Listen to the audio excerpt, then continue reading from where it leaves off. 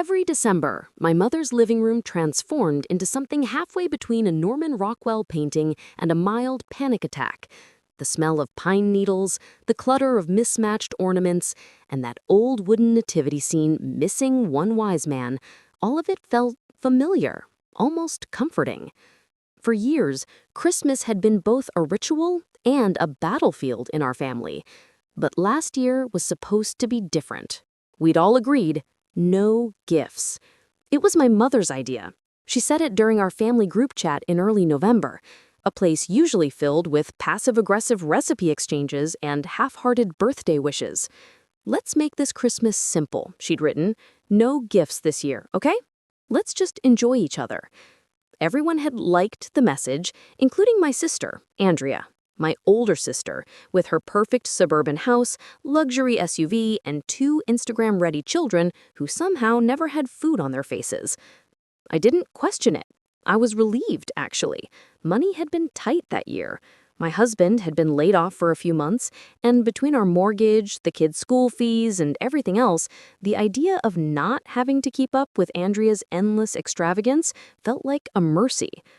For once, I thought, we'd all be equals around the Christmas tree.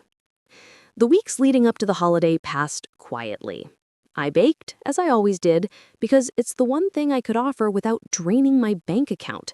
I made batches of my mom's favorite pecan brownies, wrapped them carefully in red cellophane, and tied each with a little bow. It felt humble, but honest. Something made with effort, not money. When Christmas Eve finally arrived, the sky was heavy with snow and the kind of chill that settles into your bones. My husband, Mark, loaded the kids into the car, and we drove the 2 hours to my mother's house. The living room looked as warm and familiar as ever, the tree glowing softly in the corner. My mom greeted us with hugs, her eyes bright. Everything felt right, peaceful, balanced. Then Andrea arrived. The sound of her SUV crunching up the driveway made everyone turn toward the window.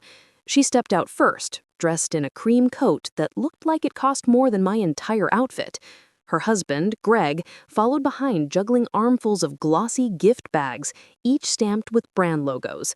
And then came their kids, hauling boxes wrapped in metallic papers so shiny it reflected the tree lights. My stomach dropped. My mom froze, glancing at me with a look that said everything. Confusion, embarrassment, and that quiet resignation that only mothers perfect after decades of disappointment. Andrea swept in with a cloud of expensive perfume and holiday cheer, announcing that she couldn't resist getting just a few small things. "Nothing big," she'd said, smiling like she hadn't just detonated a bomb in the middle of our unspoken class divide. As her kids tore into their gifts, the air filled with the sounds of paper ripping and high-pitched excitement. An Apple Watch, a new iPhone, limited edition sneakers. Each reveal was a dagger dressed in red and gold ribbon. My kids sat beside me, smiling politely, their small hands gripping their unopened brownie packages like they might crumble if they breathed too hard. My husband tried to meet my eyes, but I couldn't look at him. My cheeks burned. Every year, Andrea had a way of turning simple family gatherings into contests. Every year, I told myself it didn't matter. But this was supposed to be the year we'd stop pretending. When my mom excused herself to check on the roast, I followed her into the kitchen. Her back was turned, shoulders stiff as she stirred the gravy. There was something in her silence that made my chest ache. She didn't have to say it. The disappointment, the guilt, the helplessness, I knew it all too well. For as long as I can remember, Andrea had been the golden one, the one who could do no wrong, the one who always somehow ended up forgiven. But as I watched her kids parade their new gadgets in front of mine, something inside me hardened. This wasn't about the gifts. It wasn't even about Andrea. It was about decades of being the responsible one, the one who didn't make a fuss, who picked up the slack, who swallowed her resentment so the family could stay close. That night when we drove home, the kids were quiet in the back seat. My husband reached for my hand, but I was too lost in thought to respond. I stared out the window, watching the snow fall thick and heavy, blurring the streetlights into hazy orbs of gold. Somewhere between mile marker 42 and 43, an idea began to form. It wasn't sudden or loud. It came slow and steady, like a tide pulling back before wave. If Andrea wanted to make everything a show, maybe it was time she had an audience she couldn't control. Maybe it was time someone finally taught her what it felt like to be exposed. But revenge, I knew, couldn't be emotional. Not with Andrea. It had to be meticulous, precise, calculated. By the time we pulled into our driveway, I already knew exactly where to start. And that's when everything began to change.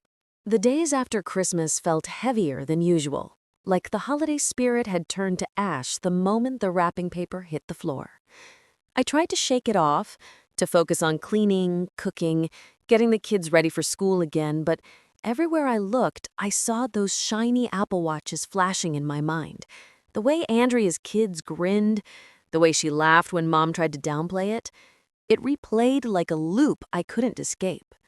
It wasn't jealousy, at least not exactly. It was humiliation. It was the realization that, once again, my family had been set up to lose a game we didn't even know we were playing. Andrea's posts started appearing on social media 2 days later. Pictures of her family in matching pajamas, smiling beside a mountain of opened gifts, captions about humble blessings and cherishing simple moments. The comments poured in. "You're such a perfect family. Those kids are so lucky. You're such a great mom." Each heart emoji felt like a slap. I'd seen her do this before, curate perfection like it was a brand. But this time, something shifted inside me. Maybe it was the years of quiet comparison, or maybe it was the look on my son's face when he asked if we were too poor to do Christmas right. That question had sliced through me sharper than any insult Andrea could throw. And so, I started collecting things. Not gifts, but information. Andrea had always been reckless when it came to attention. Every detail of her life was online. Every vacation, every renovation, every party. Her husband, Greg, ran a small construction business, and from what I could tell, they lived beyond their means. Designer clothes, new cars, private lessons for the kids. None of it matched the income she bragged about, and yet she flaunted it all like she was immune to consequence. I started small, quietly. I began looking up property records, local business filings, social media check-ins. I told myself it was just curiosity, but the deeper I went, the more patterns I saw. Invoices that didn't add up, permits that didn't exist, payments made to names that sounded like aliases. Andrea's world, for all its polish, had cracks running right through it. At first it felt wrong, invasive, maybe even petty. But then I'd remember that Christmas morning, my mom's silence, my children's polite smiles, and I'd keep digging. One night I found something that made my hands tremble.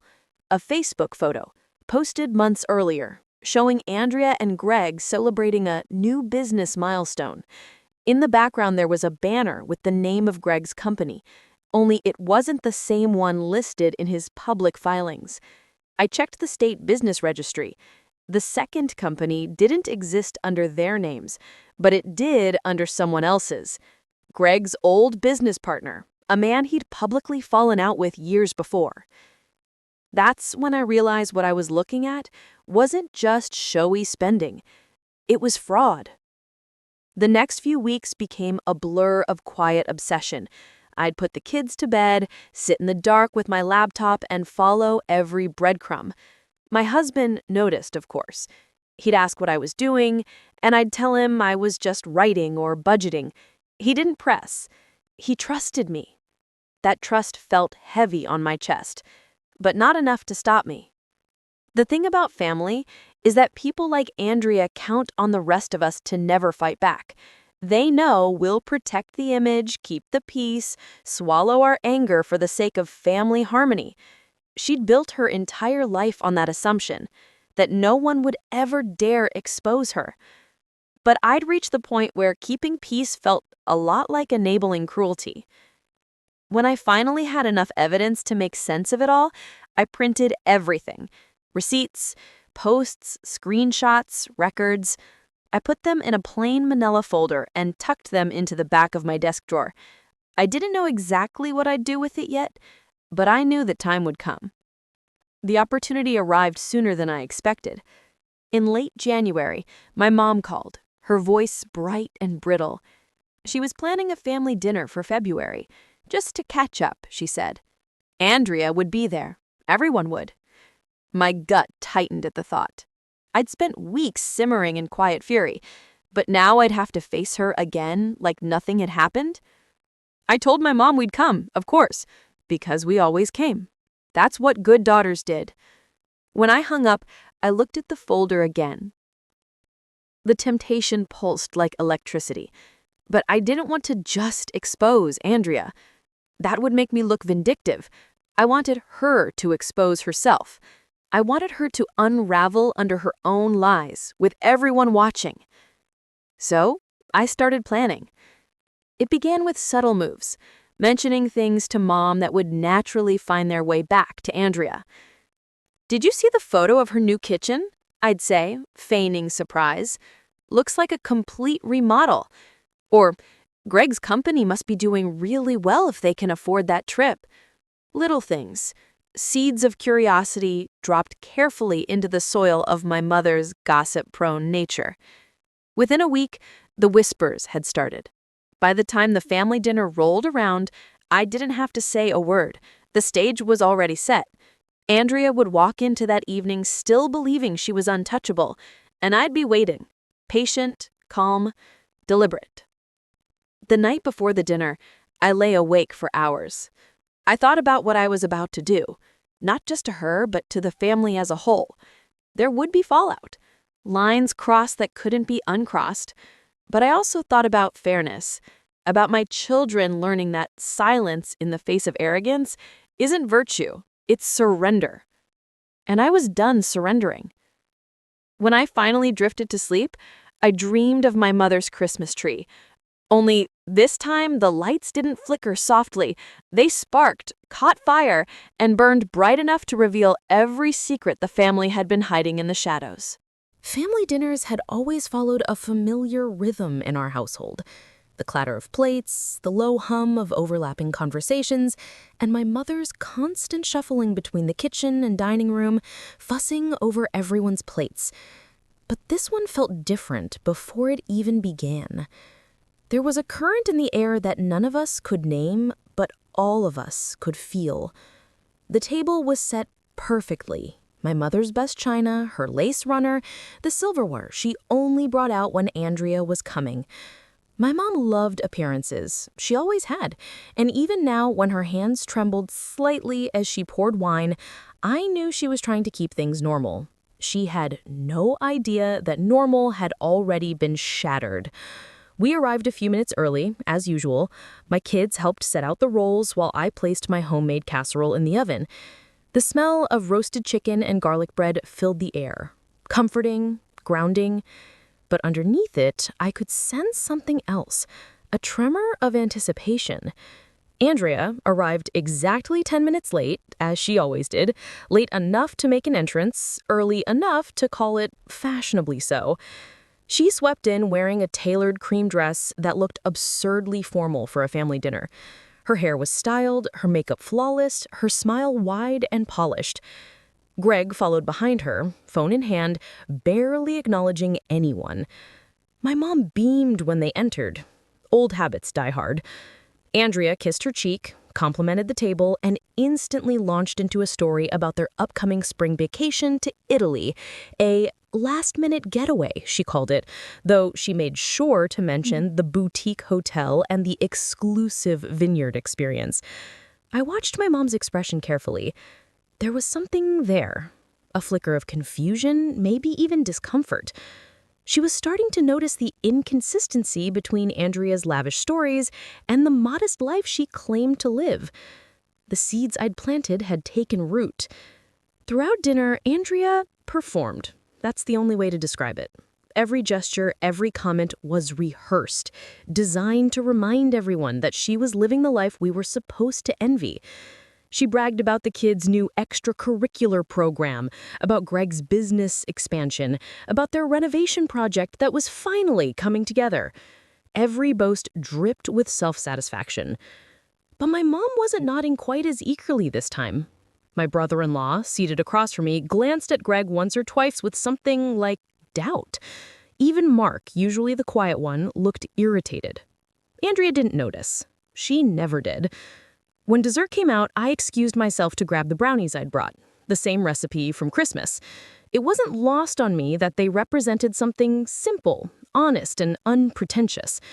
I set them on the table and sat down just as Greg started talking about his company's latest big contract. That was my opening. I didn't interrupt. I simply tilted my head and smiled. Then, with a polite tone of curiosity, I said, "Is that with the same company from your last project or the new one?"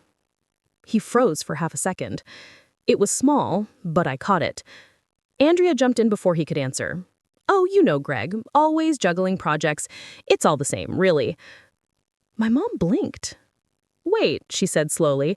"I thought your last business partner handled those contracts. Didn't he move to another firm?" "Oh, Mom, that was ages ago." The conversation wobbled, uncertain. Greg's hand twitched against the tablecloth. My brother-in-law, a quiet, observant type, asked a simple follow-up question about licensing, the kind of question that only someone with genuine curiosity would ask, but that made Greg visibly uncomfortable. It was all happening naturally, exactly as I'd hoped. The truth was like a leak in a pipe. Once pressure built, it didn't take much for the cracks to widen. I said nothing more that night. I didn't need to. By the time dessert plates were cleared, tension hung over the table like smoke. Andrea's smile had grown thinner. My mom's eyes followed her in that quiet, analytical way she had when something didn't sit right. You know, Andrea's stories don't always add up lately. I didn't look at her. "They don't," I said simply. It wasn't an accusation, just a statement of fact. My mom didn't press. She just nodded, her face unreadable. The drive home that night was silent. My husband finally asked, "What did you do?" I told him the truth, or part of it. I said I'd asked a question Andrea didn't expect, that I was tired of pretending her lies didn't bother me. He didn't respond right away. Eventually, he just said, "Be careful." But it was too late for careful. The next few weeks unfolded like a slow unraveling. My mom started asking Andrea small questions, things she'd never dared question before. My brother-in-law mentioned something about Greg's company not showing up on a recent public listing. Andrea brushed it all off, of course, but I knew her. Once she felt cornered, she'd start scrambling. And scrambling meant mistakes. By February's end, I had exactly what I'd been waiting for. Andrea posted another humble brag about her Italy trip, but the timing was wrong. The photo she claimed was from today had metadata that showed it was taken weeks earlier and at a completely different location. I knew because I checked. The background wasn't Italy. It was a resort in Arizona. It seemed harmless until I cross-referenced the date with Greg's supposed business trip. They weren't together.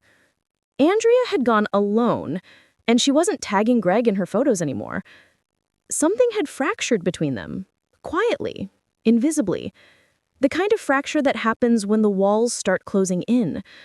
As I sat at my kitchen table one night, the folder still tucked safely in my drawer, I realized something. The revenge I'd set in motion was no longer about Christmas or gifts or petty sibling rivalry. It was about truth. And truth has a way of burning everything it touches. But I wasn't finished yet. Not even close. It's strange how quietly a person's world can begin to fall apart. There are no explosions, no cinematic moments, just whispers, shifts in tone, glances that linger too long. That's how it started for Andrea. Not with a bang, but with doubt. By March, her perfect life had begun to look a little less glossy. Small inconsistencies started surfacing, the kind you might miss if you weren't paying attention. My mother began to mention things in passing, like, Andrea sounded tired today, or Greg seemed short with her. She said it like idle gossip, but beneath her tone was worry, confusion, maybe even guilt. Guilt that she hadn't seen the cracks sooner. It started with Greg. He'd always been polite, if distant, but suddenly he was withdrawn, curt during family calls, skipping out on gatherings entirely. Andrea brushed it off, claiming he was swamped with work. But people in our town talked, and Greg's business had started making headlines. Quiet ones, buried deep in community newsletters and local forums about licensing disputes and unpaid subcontractors. Nothing major, not yet, but enough to cause whispers. I didn't start those whispers. I didn't have to. I just made sure they found their way to the right ears. Sometimes I wondered if what I was doing made me cruel. Then I'd remember that Christmas morning, my kids clutching brownies while Andrea's unwrapped Apple Watches, and I'd remind myself that I wasn't destroying her. I was revealing her. The difference, I decided, was important. I didn't need to push anything further. Andrea did the rest all on her own. The woman who'd spent years performing perfection couldn't bear the idea of looking weak, so she doubled down. More curated posts, more fake smiles, more claims about Greg's upcoming expansion and the amazing opportunities ahead. But the more she posted, the less convincing it looked. Even Mom stopped liking her photos. That, more than anything, told me the tide had turned. By April, I learned through a mutual friend that Andrea and Greg were taking time apart. Andrea told people he was traveling for work, but the truth was simpler. Greg had moved out. The fraud investigation against his company had expanded, and though his name hadn't been made public yet, he knew what was coming. He was trying to get ahead of it. Andrea, of course, refused to believe it. Or rather, she refused to let anyone see her believe it. She still called my mom every few days, spinning stories about business trips and temporary separations. My mom would listen politely, but she'd tell me afterward that something in Andrea's voice didn't sound right anymore. She said it like, it's like she's talking through glass. You can hear the cracks, even if you can't see them. I kept my distance. I didn't need to intervene yet. The truth had already started doing its work. But then Andrea showed up at my house. It was a Saturday morning, cold and windy, the kind of day that made you want to stay in pajamas. When the knock came, I wasn't expecting anyone. I opened the door, and there she was. Makeup smudged, sunglasses too large for her face, her hair slightly unkempt. She looked human, vulnerable in a way I'd never seen before. I didn't invite her in right away. There was a pause, long enough for me to notice the tremor in her hands, the tightness in her jaw. She held a small box of chocolates, the kind you grab from a gas station on the way somewhere else. Just dropping by, she said quickly. Thought the kids might like these. Her voice cracked on the last word. For a moment, guilt crept in, uninvited, stubborn. But then I reminded myself what she'd done. How many years she'd stood in my kitchen, pretending sympathy while flaunting superiority. I reminded myself that her pain wasn't my doing. It was the cost of her lies. Still, I invited her in, because I needed to see where this was going. She sat at the table, eyes darting around like a trapped bird. She made small talk about my mom, the weather, her kids, but beneath the words was something frantic. When she finally left, I felt a strange emptiness, like I'd just witnessed the end of something I didn't realize I'd been holding on to. That night, I took the manila folder from my drawer. I thought about burning it, about ending it there, but then I remembered what she'd done to my children, how she'd taught them that worth was measured by things, not by love or decency, and I knew I wasn't finished. Because Andrea wasn't sorry. She was scared, and fear fades, but consequences last. I made an anonymous call the next day, not to the police, but to a journalist, someone local, someone who covered business fraud and community corruption. I didn't give names directly, I just shared enough breadcrumbs to make them curious.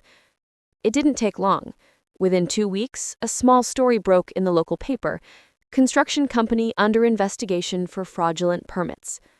No names, no accusations, just enough to stir attention.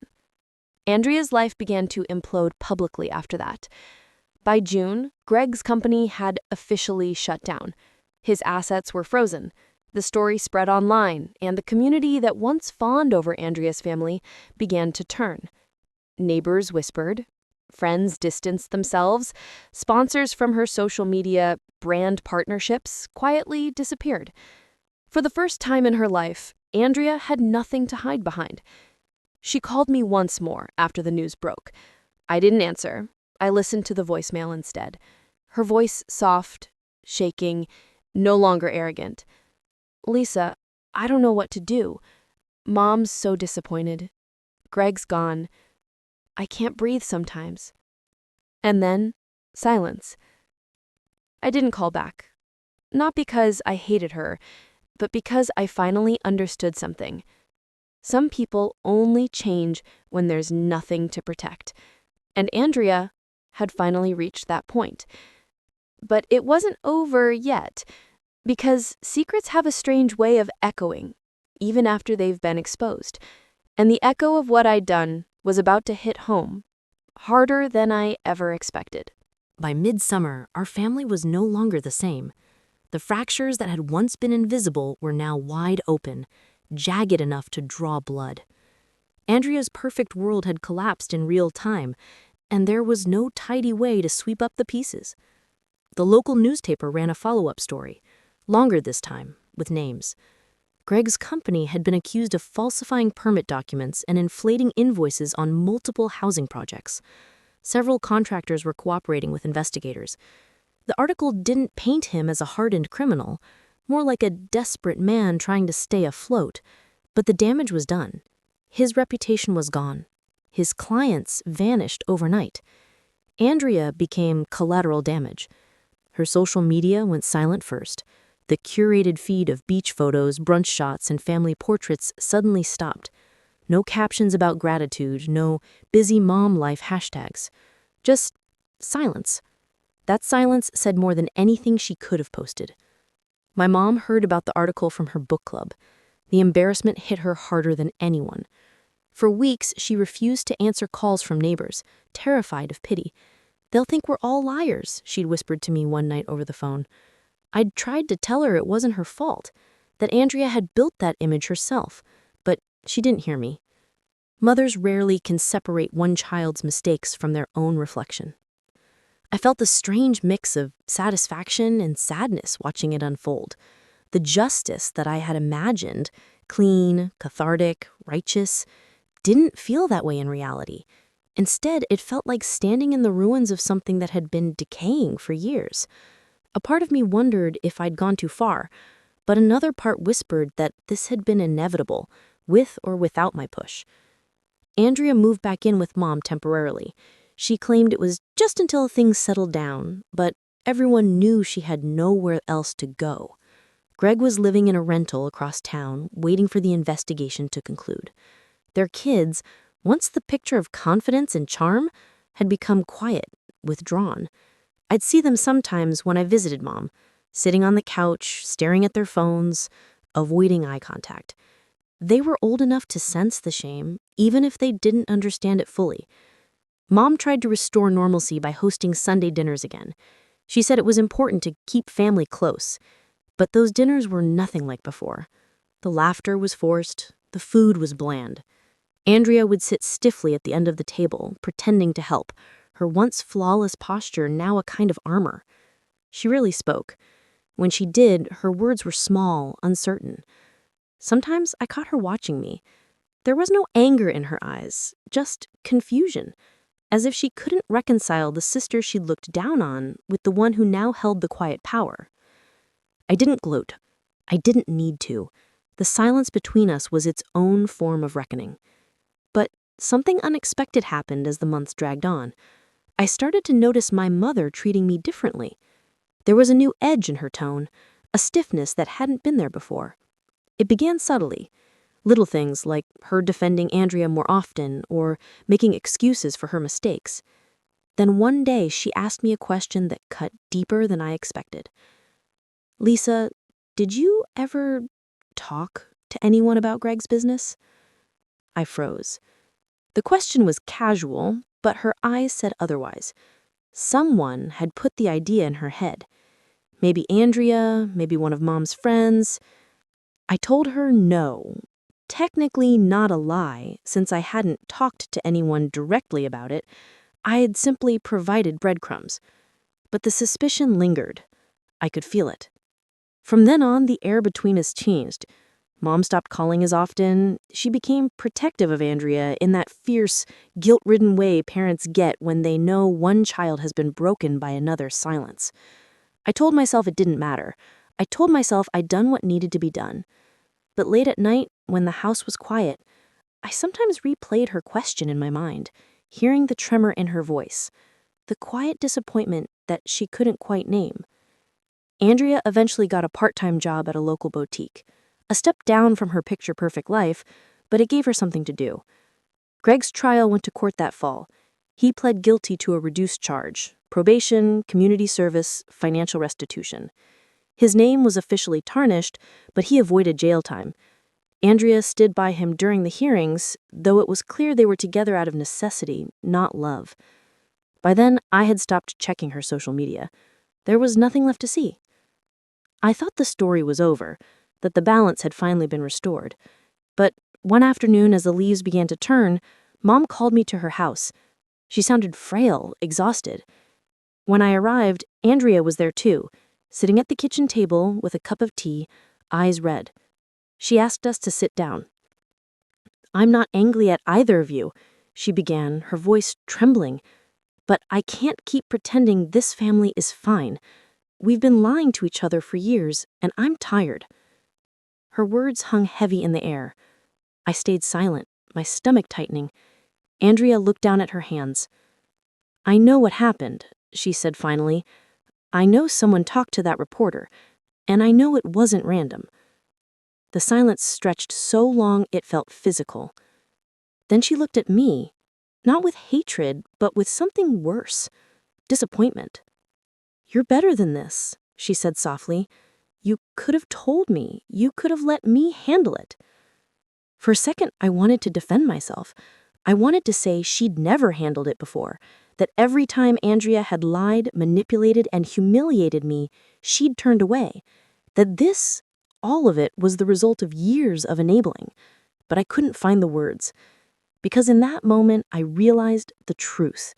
Mom wasn't entirely wrong.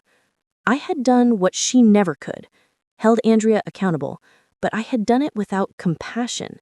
And compassion was the one thing that separated justice from vengeance. Andrea didn't speak during that confrontation. She just stared at me, silent, broken in a way I hadn't expected to see. Not angry, not vengeful, just tired. When I left that night, the air felt colder than it should have. I sat in my car for a long time, gripping the steering wheel, watching my breath fog the glass. I told myself I'd done what was necessary, that my family would never change without consequence. But deep down, I knew something else.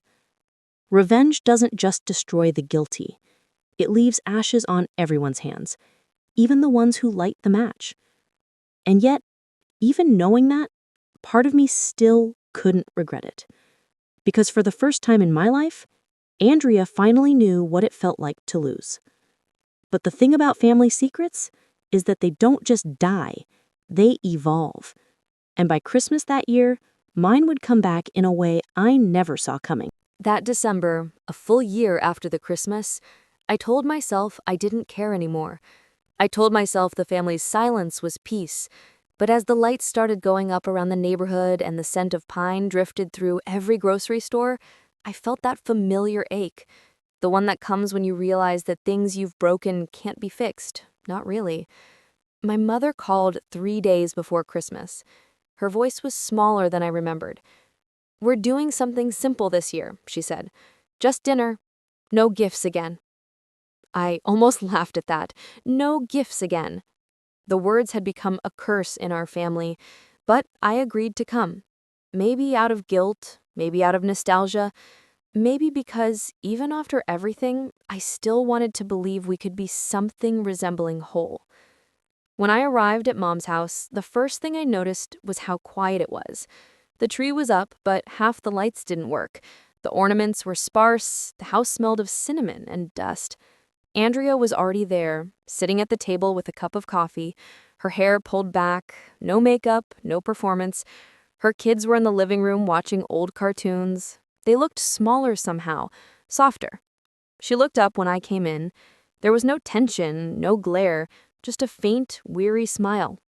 It was the first time in years she didn't seem like a rival, just a sister. Dinner was subdued. My mother's hands shook slightly as she passed the potatoes. No one mentioned the investigation, or Greg, or the newspaper. Andrea spoke quietly about trying to find steady work. She said the kids were adjusting, that they were in therapy. My mother nodded along, eyes watery, as if grateful just to have Andrea there in any form. I stayed mostly silent. Every word I thought of saying sounded wrong, too sharp, too late, too full of guilt. When dessert came, my mom brought out a plate of brownies. My brownies. My recipe. I didn't know whether to laugh or cry. "I made them from your old card," she said softly. "Thought we could start a new tradition." Andrea reached for one and smiled. Really smiled, for the first time in months. It wasn't forced, it wasn't showy. It was small, fragile, and real. And that's when I realized how wrong I'd been about revenge. I had thought justice would feel satisfying, like balancing a scale. But instead, it felt like this: quiet, heavy, complicated.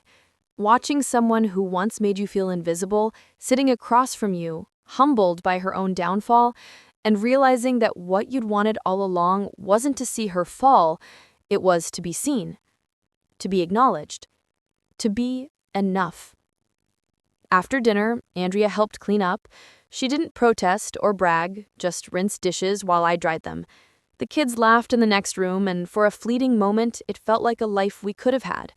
A simple, unremarkable family, not perfect, not performing, just together. When it was time to leave, my mother hugged me tighter than usual. "I'm proud of you," she whispered. I didn't know if she meant it or if it was her way of making peace, but I took it anyway. Some wounds don't close with apologies. They just stop bleeding when you decide to stop picking at them. Andrea walked me to the door. For a long time, we just stood there, the air cold and still. Then she said quietly, "You were right about everything. I just wish it hadn't taken losing everything to see it." I wanted to tell her I was sorry, but I couldn't. Maybe because sorry felt too small for everything that had happened. Maybe because part of me wasn't sure I was sorry. So I just nodded. "Take care of yourself," I said. And she did something she hadn't done in years. She reached out and hugged me. Not a polite, camera-ready hug, a real one. The kind that says, "I understand, even if I can't undo it." I drove home in silence, the snow falling thick against the windshield. My kids were asleep in the back seat, their faces soft in the glow of passing headlights. I thought about all the years I'd spent feeling like I had to earn my worth, all the ways I'd tried to prove I was just as good as my sister. I realized then that I had become exactly what I never wanted to be, someone defined by comparison. The truth is, revenge doesn't restore balance. It just shifts the weight. You think you're setting things right, but really you're just moving pain from one person to another. And when it's all over, you're still left holding it. But in that moment, with the snow falling and the world quiet, I also realized something else. Maybe this was what growth looked like. Not forgiveness, not reconciliation, just the slow understanding that people can be both cruel and broken. That sometimes the person who hurt you has been hurting too, in ways you'll never fully see. That Christmas, there were no Apple Watches, no glossy gifts, no expensive paper. Just my mom's old house, one plate of brownies, and the faint hum of carols in the background. And for the first time, it was enough. Because the real gift wasn't revenge or victory or being right. It was peace. Small, imperfect, and long overdue. And in a quiet way, that was the best gift any of us had ever given.